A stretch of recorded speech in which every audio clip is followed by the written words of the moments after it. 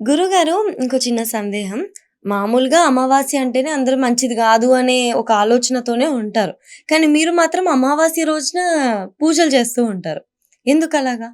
మురుగరికి చేస్తారు. అవును. సుబ్రహ్మణ్యేశ్వర ఆ! స్వామికి. హ్మ్. ఆ అమావాస్య రోజున మురుగరికి ఎందుకు పూజ చేస్తారంటే, సుబ్రహ్మణ్యేశ్వరుడు లక్ష్మీ రక్షకుడు. హ్మ్. హ్మ్. ఇదే కవచంలో అష్టదిక్కుల్లో అడంగలం వశమాయి అని ఉంటుంది. హ్మ్. నువ్వు మురుగరిని నమ్ముకుని ఎక్కడికైతే వెడతావో అష్టలక్ష్ములు నీ వశమవుతాయి. హ్మ్. అష్టదిక్కుల్లో అడంగలం వశమై. అష్టదిక్కులు కూడా నీకు కలిసొస్తాయి. హ్మ్. అష్టలక్ష్ములు నీ వశమవుతాయి. హ్మ్. అమావాస్య రోజున దర్శి అంటారనమాట. అంటే చంద్రుడు కనిపించడం. మనకది గ్రహణంతో సమానం. గ్రహశూన్యత కదా! హ్మ్. ఆ రోజున అభిచారిక కర్మలు చేసేటటువంటి వాడు, అంటే దుష్ట ప్రక్రియలు చేసేటటువంటి వాళ్ళకి ఆ రోజున కొంచెం సౌలభ్యంగా ఉంటుంది. వాళ్ళు అనుకున్నవి కొంచెం అవి చేయడానికి. హ్మ్. అలా చేసినట్లయితే జగత్తులో కొన్ని విపత్తులు జరుగుతూ ఉంటాయి. హ్మ్. అందుకని ఏం చేస్తారంటే, లక్ష్మి అష్టరూపంగా ఉంటుంది గదా! హ్మ్. అష్టలక్ష్మిల్ని కాపాడడం కోసం తాను ఆ లక్ష్మి అంటే ప్రకృతి. హ్మ్. అష్టలక్ష్మిల్ని కాపాడడం కోసం తాను ఆవిర్భవించబడ్డాడు కనుక, ఆ రోజున అమావాస్య రోజున మురుగరికి ఎట్టుకాలం అభిషేకం. 8 కాలాల అభిషేకాలు జరుగుతూ ఉంటాయి. హ్మ్. ఒక్కొక్క కాలానికి అభిషేకం, అర్చన, అలంకరణ, నివేదన. హ్మ్. హ్మ్. రెండో కాలం, మూడో కాలం, నాలుగో కాలం అది. రాత్రి దాకా జరుగుతాయి. 8 కాలాలు. సాయంత్రం కాలంలో ఆహ్, ఒక అలంకరణ అయిపోయిన తర్వాత, సాయంకాలం పూజ అయిపోయిన తర్వాత స్వామికి హోమం చేస్తారు. హ్మ్. శత్రు సంహార హోమం. హ్మ్. ఆ హోమం చేసిన తర్వాత స్వామికి నివేదన పెట్టేసేసి 8 కాలాలు చేస్తారనమాట. హ్మ్. చేసి ఆ కాలం, ఎనిమిదో కాలం, ఏడో కాలం కూడా అయిపోయిన తర్వాత, ఇంకా ఎనిమిదో కాలానికి ముందు, ఏడో కాలం తర్వాత మధ్యలో హ్మ్. స్వామిని పురవీధుల్లో తిప్పుతారనమాట. హ్మ్. తిప్పితే ఎందుకు తిప్పుతారంటే, ఎక్కడైనా దుష్టశక్తులు గ్రామంలో ఆవహించుంటే, హ్మ్.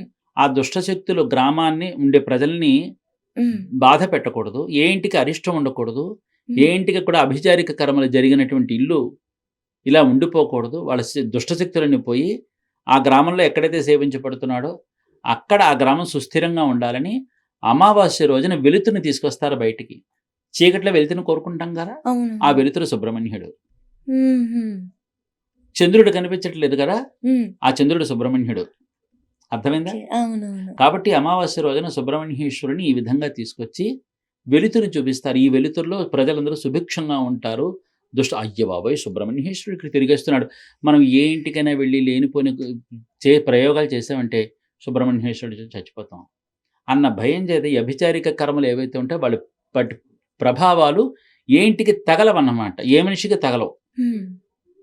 అందుకని వీటికి ఏదో అడ్డుపడుతూ ఓకే. ఉంటే, ఏదో శక్తి అడ్డుపడుతోందని, అవతల వాళ్ళ దుష్ట ప్రక్రియలు ఏమి అడ్డుపడకుండా వాటికి జరగకూడదని మురుగరు వెళ్లి అడ్డుపడతారనమాట.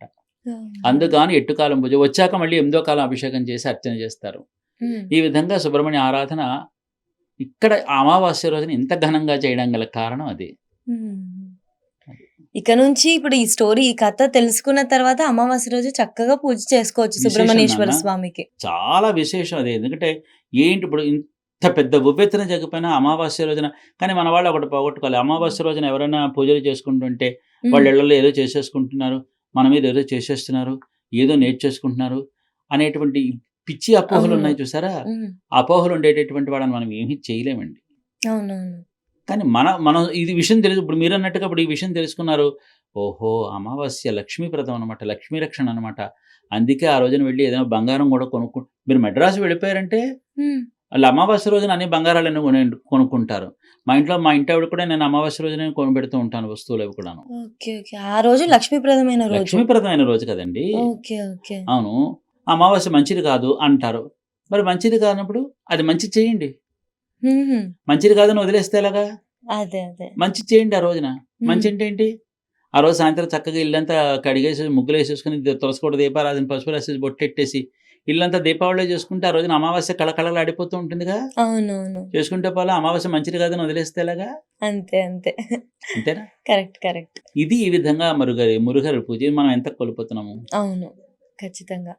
ఇదన్నమాట. గురుగారు మనం సుబ్రహ్మణ్యేశ్వర స్వామి గురించి చాలా మాట్లాడుకున్నాం. అమ్మవారి గురించి కూడా మీరు మధ్యలో చెప్పడం జరిగింది గదా! అసలు సుబ్రహ్మణ్యేశ్వర స్వామి కళ్యాణం గురించి మాట్లాడుకుందామా? వల్లి దేవసేన బ్రహ్మాండంగా. కళ్యాణం గురించి. హ్మ్. చెప్తాను. బ్రహ్మాండంగా చెప్తాను. అన్నీ కూడా చాలా అద్భుతమైనటువంటి అంశాలు మీరు మాట్లాడుతున్నారు. సుబ్రహ్మణ్య కళ్యాణం ఎలా జరిగిందంటే, వల్లి దేవసేన సమేత సుబ్రహ్మణ్యేశ్వరుడు. హ్మ్. ఆయనకి ఇద్దరు దేవేరులు. హ్మ్. దేవేరులు అంటే అమ్మవారి శక్తులు. సుబ్రహ్మణ్యేశ్వరుని కాలస్వరూపుడు అంటారనమాట. హ్మ్. ఆయన జ్ఞానశక్తి. హ్మ్. హ్మ్. దేవసేన అమ్మవారిని ఇచ్ఛాశక్తి. దేవసేన అమ్మవారిని క్రియాశక్తి అంటారు. ఓకే. వల్లి అమ్మవారిని ఇచ్ఛాశక్తి అంటారు. హ్మ్. ఇచ్చంటే మనసు మీద కేంద్రీకృతమై ఉంటుంది. మనసుకు సంబంధించిన ఆరాధన అంతా అమ్మ వల్లి. క్రియాశక్తి అంటే బుద్ధి. మనకేదైనా బుద్ధి పుడితేనే కదా చేస్తాం. అవును. కాబట్టి బుద్ధి. హ్మ్. జ్ఞానశక్తి. హ్మ్. మనసు, బుద్ధి ఒక మాట మీద నిలబడితే జ్ఞానం బావుంటుంది కదా! అవును. అని జ్ఞానశక్తి. ఓకే. అంటే వివేకం అన్నమాట. వివేకాయ నమః అన్న నామం కూడా ఉంది ఆయనకి సహస్రనామాల్లో. హుహు. విచక్షణాయ నమః. ఏమ్మా? తారకాసురుడి అన్నగారు శూరపద్మాసురుడు. శూరపద్మాసురుడితో యుద్ధం చేసినప్పుడు, ఆ యుద్ధం అంతా అయిపోయిన తర్వాత, ఈ నారదుడు ఏం చేస్తాడంటే, దేవేంద్రుడి దగ్గరికి వెళ్ళి, "ఓ దేవేంద్ర, పసివాడు, యువకుడు, యుద్ధం చేశాడు. ఇటు దేవతల్ని, అటు మనుషుల్ని, సర్వలోకాల్ని కూడా కాపాడాడు కదా! మనం ఎవరైనా సాధారణంగా ఒక మంచి గెలుపు పొందినప్పుడు వాళ్ళకు బహుమానం ఇవ్వడం అనేది మనకొక అలవాటు ఉంది కదా! మరి దేవతలకి నువ్వు రాజుగా ఉన్నావు కనుక నిన్ను ఈ మాట అడుగుతున్నా, లేతే మేమే ఇచ్చుకుంటాం. మాకివ్వలేకేం కాదు. అయితే నువ్వు రాజువు కనుక నిన్నొక మాట అడిగితే గౌరవంగా ఉంటుందని అడుగుతున్నాను. ఆ పసివాడికి ఏదైనా ఒక చక్కని బహుమానం ఇవ్వచ్చు కదూ! ఓయ్! ఇమ్మన్నాను కదా! అని చెప్పి మళ్ళీ చౌకబారు తెచ్చావు కనుక, ఎవరు వెలకట్టలేనటువంటిది, నీకు చాలా విలువైనటువంటిది, హ్మ్. ఎవరు తూకం వేసినా కూడా తూగనటువంటిది, ఏదైనా ఉంటే ఒక చక్కని బహుమానం ఇస్తే నీ పెద్దరికం బావుంటుంది. అన్నాడు ఈయన నారదుడు. అర్థమైంది. ఓకే. అంత విలువైనది, వెలకట్టలేనిది అంటే ఏమైనా ఉందంటే, నా కుమార్తె దేవసేన ఉంది. దేవసేననిచ్చి వివాహం చేయనా? ఆ! అది ఇప్పుడు పడ్డావు దారిలోకి. ఈ మాట అంటావా అనవా అని చూశాను. అన్నావు కదా! ఆ! కానీ అయితేను. అయితే ఇంకనే మరి మ ప మీనాక్షి సుందరేశ్వరులు ఇక్కడున్నారు కదా! ఓసారి వెళ్లి వాళ్ళతో మాట్లాడదాం ఆడపెళ్లివారం. ఆ పదండి అని చెప్పాడు. మధురై వెళ్లారు. మాట్లాడుకున్నారు. ఉభయులకి మాటలు నచ్చాయి. తథాస్తు అన్నారు. అప్పుడు చేసిన కళ్యాణం దేవసేన కళ్యాణం. ఓకే. అర్థమవుతుందా? అవునవును. దేవసేన కళ్యాణం. ఇది హ్మ్. వైదిక విధానంగా జరిగింది. అంటే బ్రాహ్మణ సదాచార వైదిక విధానం అంటే మంత్రయుక్తంగా హ్మ్. జరిగింది. మంత్రోచ్చారణలతో, మంత్ర విధానాలతో ఈ ప్రక్రియ జరిగింది. హ్మ్. ఇది దేవసేన కళ్యాణం, తిరుక్కళ్యాణం ఎప్పుడు జరిగింది? దక్షిణాయనంలో జరిగింది. ఓకే. ఎప్పుడు? కార్తీక మాసంలో. హ్మ్. ఇక్కడ మన తెలుగునాటులో వచ్చి మనం కార్తీక మాసం. తమిళ్‌లో వచ్చేది ఐప్పసి మాసం. అది ఇంకా ఆశ్వయుజ మాసమే. హుహు. మన తెలుగునాటుకొచ్చి చెప్పాను కదా! 15 రోజుల వ్యవస్థ ఉంటుందని. అవునవును. అందులో ఇప్పుడు కార్తీక మాసంలో కార్తీక శుద్ధ షష్ఠి రోజున సూరసంహారం. హుహు. ఆ మర్నాడు తిరుక్కళ్యాణం. దేవసేన తిరుక్కళ్యాణం. హుహు. ఆ! అప్పటి నుంచి ఆవిడ షష్ఠీదేవి అయిందనమాట. ఓకే. ఓకే. ఆ కళ్యాణం నుంచే షష్ఠీదేవి అయింది. హ్మ్. వాగ్దానం చేసిందిగా, మీరు తండ్రి అయితే అవునవును. నేను తల్లినవుతానని. అప్పటి నుంచి ఆవిడ తల్లి అనమాట. ఆ కళ్యాణం ఎప్పుడు జరిగింది? ఉత్తరాయణంలో జరగలా. హ్మ్. దక్షిణాయనం. దక్షిణాయనంలో దేవతల చేత ఇచ్చినటువంటి బహుమానంగా ఆవిడకి జరిగింది పెళ్లి. హ్మ్. దేవసేన అమ్మవారిని యొక్క పెంపకం అంతా ఎవరు చూస్తున్నారో తెలిసినా? హ్మ్. దేవేంద్రుడి దగ్గరే ఉన్నా, ఆవిడ పెంపకం బాధ్యతలన్నీ తీసుకున్నది ఐరావతం. ఆహా! కాబట్టి సుబ్రహ్మణ్యేశ్వరుడికి అంటాడు నారదుడే అంటాడు, "పిల్ల అత్తారింటికి వెళుతోంది లాంఛనాలు ఏమైనా పెట్టే ఉద్దేశం ఉందా?" ఆ! ఆ! ఇస్తానంటే. ఏమిస్తావు? ఓ 2 గిన్నెలు ఇస్తాను. చాలే ఊరుకోవయ్య బాబు. అవన్నీ కాదు. సరే అని చూసి ఇవ్వా. అదేం అలా మాట్లాడుతున్నావేంటి నువ్వు అన్నట్టుగా. పోనీ ఐరావతం ఇచ్చాను అన్నాడు. అది మరి ఆ మాట మాట్లాడమే. ఐరావతాన్ని ఇచ్చే అల్లుడికి అంటాడు. ఐరావతాన్ని ఇచ్చేస్తాడనమాట అల్లుడికి. ఆహా! సుబ్రహ్మణ్యం అలా తమిళనాడు వెళ్లి చూడండి ఐరావతం ఉంటుంది ఎదురుగుండగా. హుహు. శ్వేత ఐరావతం, తెల్ల ఐరావతం. ఓకే. హ్మ్. ఓకే. తిరుచెందూరులో మీరు తెల్ల ఐరావతాన్ని చూస్తారక్కడ. హుహు. స్వామికి విభూది రాసి యానైకి. యాన అంటే ఏనుగు. హుహు. విభూది రాసి స్వామికి ఉత్సవం చేస్తారు. ఓకే. ఇవన్నీ మన పురాణ గాథలన్నీ వాస్తవాలమ్మా. హ్మ్. మన తెలుగు వాళ్ళకి దక్కకుండా పోయిందేమిటి భగవంతుడా అని బాధపడుతున్నాను. నేను దక్కించిన వాళ్ళు దక్కించాను. హ్మ్. ఏదైనా గుర్తింపు ఉంటే ఏదైనా చేయాలి అనిపిస్తూ ఉంటుంది సరదా కదా. ఖచ్చితంగా ఈ గురుగారు. విధంగా ఇచ్చేశాడనమాట. ఇది దేవసేన కళ్యాణం దక్షిణాయనంలో జరిగింది. ఈ తల్లికి ఈవిడ ఇచ్చేవన్నీ కూడా ఏమిటో తెలిసినా యోగాలు ఇస్తుంది. హ్మ్. కాబట్టి ఈవిడికి యోగ దక్షిణాయన నాయకి అని పేరు. మరి వల్లి కళ్యాణం ఎప్పుడైనా అడగని, అది ఉత్తరాయణంలో జరిగింది. ఓకే. దక్షిణాయనంలో అయితే అది ఉత్తరాయణంలో అయింది. ఇది దేవసేన కళ్యాణం దక్షిణంలో జరిగింది. వల్లి కళ్యాణం ఉత్తరాయణంలో జరిగింది. అలా ఎలా జరిగింది?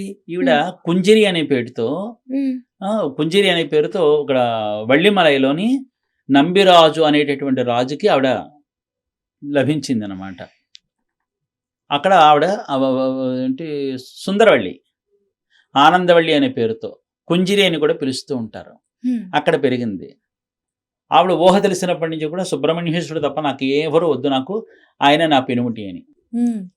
వీళ్ళ కోయగూడానికి కోయి జాతిలో పుట్టింది ఈవిడ వల్లి. కోయి జాతిలో పుట్టేవాడికి ఆవిడ ఉన్న ఆ కోయగూడెం అంతా కూడా, కోయగూడాన్ని చూస్తున్నవాడు ఎవరంటే తిరుత్తని నుంచి మురుగరు చూస్తున్నాడు. తిరుత్తని కొండ నుంచి చూస్తే కోయగూడెం కనిపిస్తోంది దానికి. ఈ కోయగూడెం వాళ్ళకి ఇలా చూడగానే తెల్లాలేవగానే తిరుత్తని మురుగరు ఉన్నాడు కాబట్టి మురుగరు మమ్మల్ని చూస్తున్నాడు కనుక మా రాజు ఆయనే నన్ను నిర్మించి ఉన్నారు వాళ్ళు.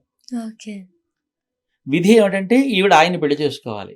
కాస్త అక్కడికి వచ్చి కొంచెం తమాషాగా ఆవిడని ఆట పట్టించి ముసలివాడి వేషంలో వచ్చి అలా వచ్చి ఇలా వచ్చి కొద్దిగా కొంచెం అల్లరేలు చేసి ఆఖరికి వినాయకుడి సహాయంతో వల్లీదేవిని పెళ్లి చేసుకున్నాడు.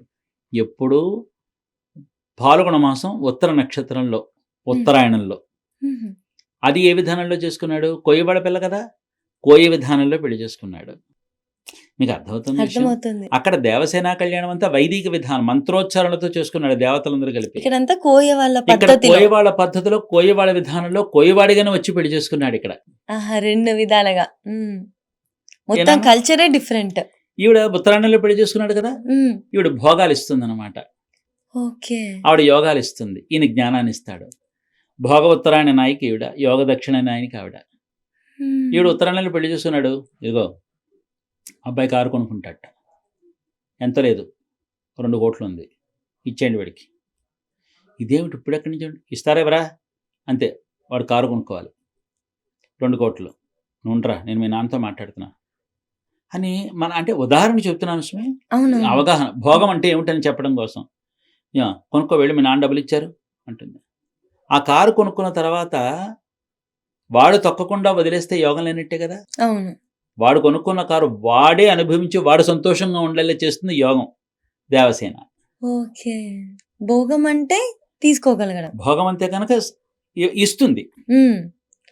అర్థమైంది. దాన్ని అనుభవించడం అనేది యోగం అది.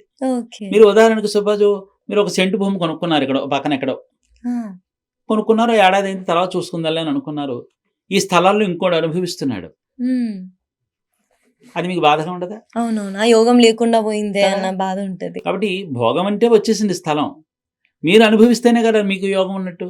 అంటే ఇచ్చిన భోగం మీరే అనుభవించాలి. కాబట్టి భోగాలు ఈవిడిస్తే యోగాలు ఆవిడిస్తుంది, ఇంకోళ్ళు ఎవరిని దరిచారనకుండా. కాబట్టి యోగ దక్షిణాయనానికి 2 కళ్యాణాల విధాలు, 2 కళ్యాణ ప్రక్రియలు వేరే. కానీ 2 చోట్ల మరి కొన్ని మన తెలుగు సాంప్రదాయాలలో ఇద్దరికి కలిపి వల్లి దేవసేన కలిపి కళ్యాణాలు చేస్తూ ఉంటారు. అలా చేయడానికి తప్పేమీ లేదు. అంటే ఎప్పుడెప్పుడు జరిగాయని చెప్పడం కోసం చెప్పాను అంతే. కానీ లోక కళ్యాణం కోసం వల్లి దేవసేన కళ్యాణాలు కలిపి చేస్తూ ఉంటారు. కలిపి చేయడం కూడా సముచితమే. మనము కళ్యాణం గురించి మాట్లాడుకున్నాం, పూజా విధానాలు, వ్రతాలు ఎన్నో మాట్లాడుకున్నాం కదా. ఓ చిన్న క్వశ్చన్, కైలాసంలోనంట ఫలం ఇవ్వలేదని చెప్పి వినాయకుడి మీద కోపంతో కైలాసాన్ని వదిలి వెళ్ళిపోయాడు సుబ్రహ్మణ్యేశ్వర స్వామి అని చెప్పేసి ఒక చిన్న కథ ఉంటుంది, అది నిజమేనా? గొప్ప ప్రశ్న. నేను మా వాళ్ళతో చాలా మందికి చెబుతూ ఉంటాను, కానీ ఈ ప్రశ్న మీరు భలే అడిగారు, ఇది చెప్పాల్సిందే, చెప్తాను. నిజమేనా అని ఆపారు కదా. కాదండి, కాదు, జరిగిన విషయం చెప్తాను వినండి. నారదుడు వచ్చాడు, ఈ ఫలం పట్టరావాలి అని పట్టుకొచ్చి తెల్లారింది, అందరూ జయజయలు పలికారు పార్వతీ పరమేశ్వరుడికి. నారదుడు వచ్చాడు, ఏమంటున్నాయన అంటే, నేను వస్తుదారులు ఒక ఫలం దొరికింది, ఈ ఫలాన్ని మీకు ఇద్దామని అనుకుంటున్నాను, తినండి ఈశ్వర అంటాడు. ఇదేమిటి, నాకు గృహస్థుని, నేను భార్య బిడ్డలకు పెట్టకుండా ఏ గృహస్థైనా తింటాడా? తిండు కదా! అందుకని నా భార్యకి ఇచ్చేస్తున్నాను అని. కానీ ఒకటి, ఈ పండు కొయ్యకూడదు. ఆ! ముక్కలు చేయకూడదు. కానీ మీరందరూ తినాలి. ఎలా తింటారో మీ ఇష్టమే. నాకు సంబంధం లేదు. ఎవరు తిన్నా కోసి మాత్రం తినకూడదు. ఓకే. కోసి తినకుండా అంటే వీళ్ళకెవరికి పెట్టకుండా నేనెలా కొరుక్కు తినేస్తాను? హ్మ్. ఈ సమస్య తీర్చాలంటే భవానీయే. ఆ! భవానీ నువ్వు చూసుకో అంటాడు. ఇది మరీ బావుంది. అన్నింటికి తేరగా కూర్చున్నాను మీరు నన్నడుగుతున్నారు. సరేలే ఎందుకొచ్చిన గొడవ? ఓ పని చేద్దాం. తల్లిదండ్రుల గొడవెందుకు? పిల్లలకిచ్చేద్దాం. అదేంటి అక్కడ ఉన్నది 2 పిల్లలు. ఎవరికిస్తారు? ఒక పిల్లాడికి ఇవ్వబోయి ఒక పిల్లాడికి మానేస్తారా? కాదు కదా! కాబట్టి ఏంటంటే ఎలాగని అడిగాడు. అప్పుడు చెప్తారన్నమాట ఎవరు? ఈశ్వరుడు. ఈ జగత్తులో ఎవరైతే ఈ జగత్తునంతా తిప్పి ముమ్మార్లు తిరిగి వస్తారో వాళ్ళకి ఈ ఫలాన్ని ఇస్తాను అంటాడు. ఓకే. ఓకే. ఆ! అంటాడు. అప్పుడు ఇక్కడ జాగ్రత్తగా వినండి నా మాట. సరే అంటారు. వీళ్ళు వెంటనే వెళ్ళిపోలా. హ్మ్. అన్నయ్య మంచి సమయం వచ్చింది. నేను ఇప్పుడు ఎక్కడి నుంచి ఎప్పుడు తప్పించుకుందామా అని నేను చూస్తున్నాను. నేను కైలాసంలో ఉండడానికి రాలేదన్నయ్య. ప్రజల మధ్యన ప్రజలలో ఒకడిగా ఉండడానికొచ్చాను. శత్రువులు అక్కడ మోహరించి ఉన్నారు. ఈ పండు తీసుకున్నాననుకో నాకు గణాధిపత్యం వచ్చి నేను కైలాసంలో కూర్చోవాలి. నేను ఒక చోట కూర్చోడానికి వచ్చానా అన్నయ్య? ప్రజలు ఎక్కడుంటారో అక్కడికి వెళ్ళిపోతానన్నయ్య. నేను నాయకుడిని. ఇక్కడ కాదు. ఒక పని చెయ్యి. ఈ ఫలం నీకు దక్కేలా ఇక్కడెక్కడ తిరుగు. నేను అక్కడికి వెళ్ళిపోయే మార్గం నేను చూసుకుంటా. ఏమంటావు? అదే విధి. సరే ఓ పని చెయ్యి. నీ కర్తవ్యం నువ్వు నెరవేరాలంటే ఏం చేయాలి? ఫలం నువ్వు తీసుకోకూడదు అంతేనా? నాకు వదిలి నేను చూసుకుంటాను. సరే నువ్వు నెమలి మీరు బయలుదేరు అని చెప్పి అన్నదమ్ములు ఇద్దరు కూలబడుక్కుని ఏమ్మా నెమల మీద ఈయన వెళ్ళిపోయాడు. ఎలుక పుచ్చుకుని చుట్టూ తిరిగాడు. చూసారు అన్నదమ్ములు సయోధ్య. మన వాళ్ళు కొంతమంది ఏంటంటే సుబ్రహ్మణ్యేశ్వరుడు అమాయకుడు వెళ్ళిపోయాడు అనుకుంటారు. ఆయన అమాయకుడు ఏమిటండి? తండ్రికే జ్ఞానోపదేశం చేసినటువంటి వాడు.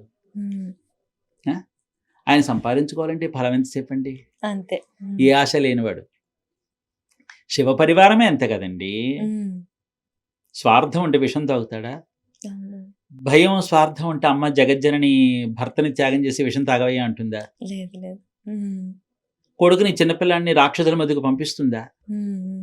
ఏది జరుగుతున్నా తొలి పూజ నీదే కనుక ఏదైనా నువ్వే చూసుకో, ఏ కష్టమైనా నష్టమైనా నువ్వే భరించు, ఈ బాధ్యత నీదైనా పెద్ద కొడుక్కి ఈ బాధ్యత చెప్తుందా?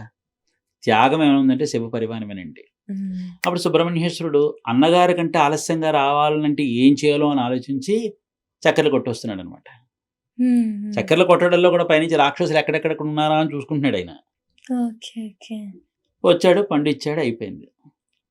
నేటిది ఇక్కడ పండు తీసుకుని అన్నయ్య వెళుతున్నాను అన్నారు. ఇక్కడ అందరూ ఏమనుకున్నారంటే తమ్ముడు కోపం వచ్చింది, పండు ఇవ్వలేదని కోపం వచ్చింది అని. ఆయన అంత లేఖితనం కాదండి.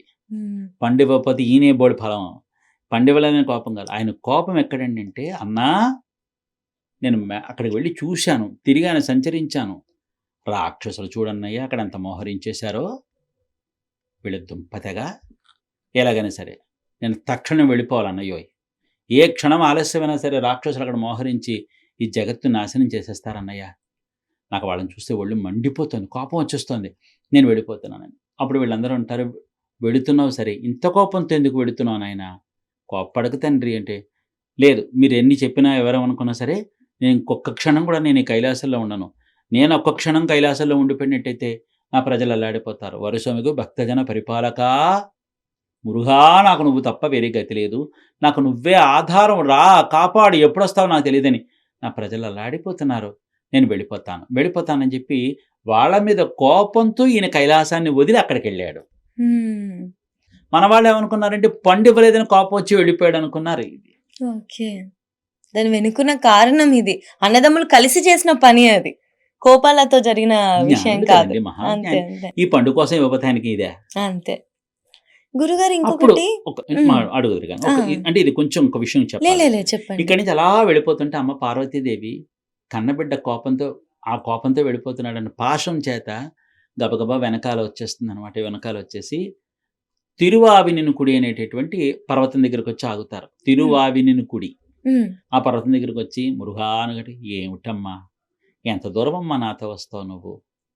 రేయ్ పసివాడివి, అక్కడ రాక్షసులున్నారు.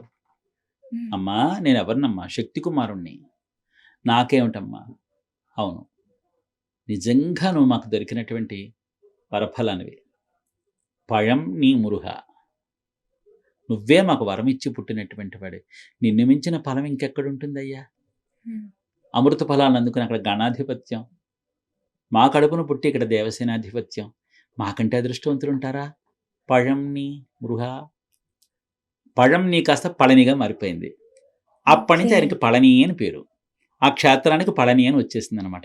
తిరువావినెనుకుడి అనేటటువంటి ఊరికి పళని అని పేరొచ్చిందనమాట. ఇంక హుహు. అక్కడి నుంచి ఆయన అక్కడే ఉన్నాడు. ఈయనిక్కడున్నాడు. ఓకే. కాబట్టి పండు కోసం కోపగించుకోవడం, అలిగి రావటం, ఆ పండు ఇవ్వలేదని తల్లిదండ్రుల మీద అలగటం ఇది కాదు. హుహు. ఇప్పుడు అర్థమైంది కదా! అవునవును. కోపం ఇక్కడ. ఈ హ్మ్. రాక్షసుల మీద కోపంతో అక్కడ ఉండకూడదనుకున్నాడు. నేనిక్కడ ఉండడానికి రాలేదు. నేను వెళ్ళిపోవాలి అంతే. హ్మ్. ప్రజల మధ్యన ఉండాలనుకున్నాడు. వచ్చేసాడు. ఈ దక్షిణ భారతదేశపు భూమి మీద తాను పాగా వేసి, ఇక్కడే మాయా మానవ రూపంలో ఇప్పటికీ మాయా మానవ రూపంలో ఈ దక్షిణ భారతదేశ భూమంతా కూడా సంచరిస్తూ, పహారా కాస్తూ ఇక్కడి నుంచి జగద్రక్షణ గావిస్తున్నాడు సుబ్రహ్మణ్యేశ్వరుడు. ఇప్పుడు మనం ఎవరి అడ్డాలో ఉన్నామండి? హ్మ్. అవును. సుబ్రహ్మణ్యుడి అడ్డాలో ఉన్నాం. అవును. మన నాయకుడు ఎవరండి? సుబ్రహ్మణ్యేశ్వర స్వామి. కలియుగ వరదన్ ప్రత్యక్ష దైవం. మన దక్షిణాది వాళ్ళం అవ్వడం ఎంత గొప్ప అదృష్టమో తెలుసునండి. సుబ్రహ్మణ్యేశ్వరుడు ఏదో ఒక మాయా మానవ రూపంలో మనకు తిరుగాడుతూనే ఉన్నాడు, కనిపిస్తూనే ఉన్నాడు. మురుగా కూపిట్టాలు వరివే నువ్వు మురుగా అంటే ఆర్తిగా పిలిస్తే, ఆ ఆర్తి ఉన్నవాడికి నేను వచ్చాననే విషయం తెలియపరుస్తాను అంటాడు మురుగరు. ఇది ఇంత కథ ఉంది నాన్న. హ్మ్. అది. అసలు మాట్లాడుకుంటూ ఎళ్తే మనం ఎంతో సేపటి నుంచి సుబ్రహ్మణ్యేశ్వర స్వామి గురించే మాట్లాడుతున్నాము. అవునమ్మా. ఇంకా అసలు ఎంతో కవర్ చేసినట్టు కూడా అనిపించింది. ఇంకా మాట్లాడుకోవడానికి ఒక రోజంతా కూడా సరిపోదేమో ఇలా కూర్చొని మాట్లాడుతా అవునమ్మా. ఉంటే. అవునవును. ఇంకా ఎన్నో ప్రశ్నలు గురువుగారు. మీరింత చెప్తున్నా ఇంకొకటి స్ట్రైక్ అవుతుంది. అవును. మీరు నెమలి మీద వెళ్ళిపోయారు అని అన్నారు కదా! అవును. ఎందుకు నెమలి అంత ప్రత్యేకం అసలు? ఆ! చెప్తాను. కోడిపుంజు, నెమలి ఇవి ఎందుకు ఆ! ప్రత్యేకం? కదా! ఎందుకు ప్రత్యేకం అంటే గనక అసల కోడిపుంజ వాహనం అనేది ఆకాశ తత్వానికి చిహ్నం అన్నమాట. ఓకే. హ్మ్. అంటే అనంతమైనటువంటి స్వరూపుడు సుబ్రహ్మణ్యేశ్వరుడు గనక ఆ నెమలి పింఛం విప్పుకొని అనంతంగా ఉంటుంది గనక, నీలం రంగులో ఉంటుంది గనక, ఆకాశాన్ని ఆది అంతం తెలియనటువంటి వాడు సుబ్రహ్మణ్యేశ్వరుడు గనక ఆయన మయూర వాహనమే చెప్తారు. ఇక్కడ కోడిపుంజు దీనికి ఇది కారణం ఏంటంటే, స్వామి వాహనాలు మీరు చూడండి ఈ చేతిలో ఏమో శూలం ఉంటుంది. ఈ చేతిలో ఒక కోడి పతాకం ఉంటుంది. దాని మీద ఒక జెండా ఉండి, దాని మీద కోడి పుంజు ఉంటుందనమాట. పెట్ట ఓకే. కూడా కాదు పుంజు ఉంటుంది. హ్మ్. పందెం కోడి పుంజు. తారకాసురుడు అన్నగారు శూరపద్మాసురుడు, కీచకుడు. హ్మ్. శూరపద్మాసుర, ఇలంబాసుర, ప్రలంబాసుర, అజముఖి, సింహముఖేశ్వర, గజముఖేశ్వర ఇత్యాది రాక్షసులుంటారు. ఈ శూరపద్మాసురుడు ఎవరైతే ఉన్నాడో సుబ్రహ్మణ్యేశ్వరుడితో తలపడుతున్నాడు. ఆయనకి తెలుసు సుబ్రహ్మణ్యేశ్వరుడితో నేను గెలవలేను, అయిపోయింది నా పరిస్థితి అని. అప్పటికి తారకాసురుడు చచ్చిపోయాడు. హ్మ్. శూరపద్మాసురుడు మిగతా తదితర రాక్షసులతో యుద్ధం చేస్తున్నాడు. చేస్తున్నప్పుడు రాక్షసుల పక్షాన శుక్రాచార్యుడు ఉన్నాడు. కాళికాదేవి కూడా ఇక్కడే ఉంది. సుబ్రహ్మణ్యుడి పక్షాన దేవతలందరూ ఉన్నారు. సమస్త దేవతలు ఇక్కడే ఉన్నారు.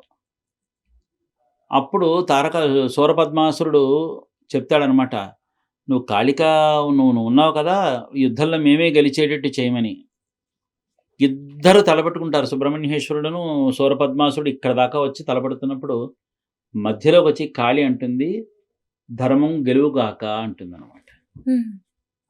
ధర్మం గెలువుగాక అంటుంది. అప్పుడు అయిపోయిన తర్వాత అప్పుడు అర్థమైపోయింది ఈ శూరపద్మాసురుడికి. ఆ! అప్పుడంటాడు, మృగా నువ్వు చిన్న పిల్లవాడివి, నీ చేతిలో నేను అసలు హతమైపోతాను నాకు తెలుసు. నా శరీర భాగాలు నువ్వు ఎన్ని ముక్కలైతే చీలుస్తావో అన్ని ముక్కలకు ఒక వరం ప్రసాదించు. నిన్ను 2 భాగాలుగా అజ్ఞానం 2 చీల్చేస్తానన్నాడు. అయితే ఆ 2 భాగాలకి కూడా నాకు వరం ఇవ్వన్నాడు. ఏమిటని అడిగాడు. నా శరీర భాగం ఏదైతే ఉందో ఒకటి నీ కోడి పుంజిగా చెయ్యి. ఇంకోటి నెమలి పుంజిగా చెయ్యి. నెమలి పెట్టగా చెయ్యి. కోడి పుంజి దేనికంటే ఇన్ని రోజులు నాతో నిద్రాహారాలు మానేసేసి చిన్నపిల్లవాడివైన నాతో తలబడ్డావు కదా! ఇప్పుడు పడుకో. పొద్దున్నే నీకు సేవ చేస్తాను. లే నాయనా నీ భక్తులొచ్చారు. లే మళ్ళీ పడుకుంది గానిలే అని నేను పొద్దున్నే లేపి సేవ చేసుకుంటాను. అని కోడిపుంజిగా. నెమలి వాహనం ఏంటంటే, నువ్వు అలిసిపోయి ఉన్నావు కదా, నిన్ను ఎక్కడ కావాలంటే హాయిగా నేను తిప్పుతాను దా అని చెప్పి నెమలి పుంజిగాను ఆ శరీరాలు రెండు కూడా తిరిగి పునర్జన్మ సంపాదించి ఆయన సేవలో పెట్టుకున్నాడు. ఓకే. రాక్షసుల్ని కూడా క్షమించగలిగే గుణం సుబ్రహ్మణ్యేశ్వరుడికి ఉందని మీకు మరొక్కసారి చెప్తాను. హ్మ్. ఇడుంబాసురుని ఏం చేశాడమ్మా? హ్మ్. రాక్షసుడే కదా, చంపిన తర్వాత కూడా తనకు వరం ఇచ్చాడు. అవును. కసాయివాడా? కాదు. హ్మ్. ఈయన సూరపద్మాసురుడు హ్మ్. తన మీద చెయ్యెత్తిన వాడిని కూడా చంపేసిన తర్వాత కూడా వరం ఇచ్చాడు. కసాయివాడా? లేదులే. అరుణగిరినాథుడు విలాసవంతమైనటువంటి భోగవంతమైనటువంటి ఇది స్త్రీలోలుడు. అలాంటి వాడిని కూడా కాచి కాపాడి రక్షించి ఒక ఉత్తమమైన బతికిచ్చాడు. హ్మ్. పక్షపాత? కాదు. ఒకరు మంచి చెడులు చెప్పడానికి మనమేవరమ్మా? హ్మ్. ఆయన చూసుకుంటాడు, ఆయనకి అందరూ కావాలి హ్మ్. కదా. ఇది సుబ్రహ్మణ్యేశ్వరుడి చరిత్ర. ఒక అద్భుతం అండి, చాలా అద్భుతం. హ్మ్.